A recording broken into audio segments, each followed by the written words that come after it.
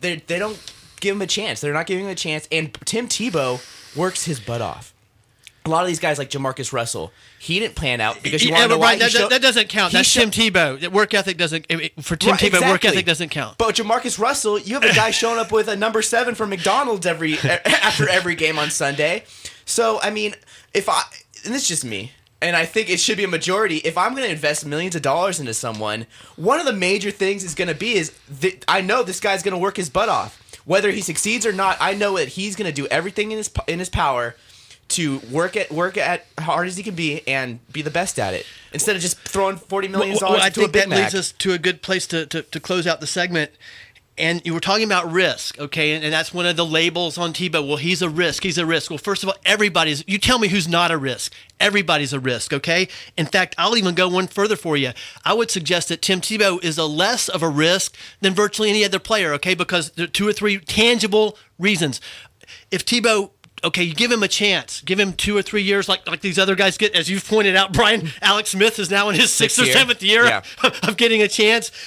Michael Vick, has gotten multiple, a million second chances, and he responded last year. But okay, you give Tebow a chance and say he doesn't pan out as a quarterback. Say he doesn't pan out as a quarterback. He could play another position.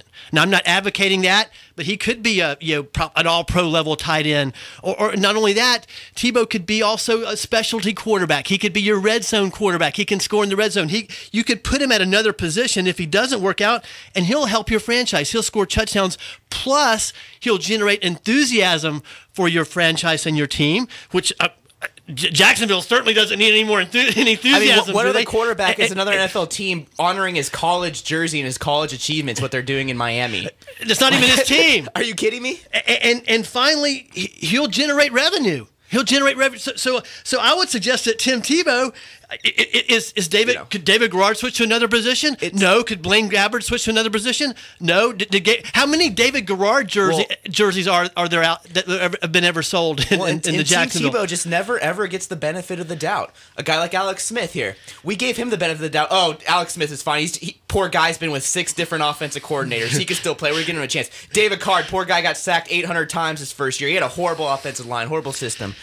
Tim Tebow, Michael Vick is just so misunderstood. Yeah, well, yeah. I mean, but it's just it seems like a lose-lose, can't win situation for Tim Tebow. But at the end of the day, you know what?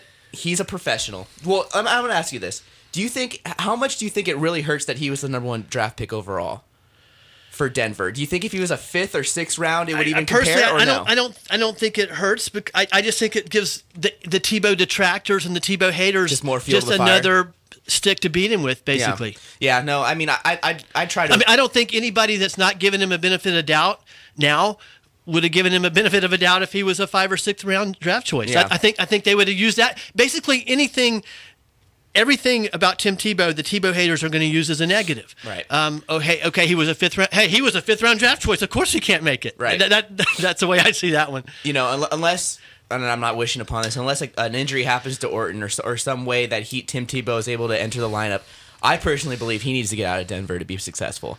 Because to be a quarterback, you need the confidence of your owner, your head coach, your team. You need everybody looking at you with absolute confidence. That's the only way to succeed as a quarterback. It's the hardest position in sports. So I think if he was able to get out of Denver and to get in another situation, he'd really benefit from that. That's a good way to end it. I agree with you there. I mean, I think it's a shame. I think Denver would be a great place for him. They love him, and the fans love him in Denver. They get him, but yeah, if the organization doesn't believe in him, fans love him everywhere. He needs to find it. He needs to be with an organization that understands who he is, understands what he brings, is going to give him that, make a commitment to allow him to be successful. Right. Absolutely. And I will say that will happen. That's going to happen. I don't know where it's going to happen. It could be in Denver, most likely not somewhere else. Tim Tebow will get his opportunity, and when he gets his opportunity, he will dominate in the National Football. He won't just be successful, he'll dominate in the National Football League.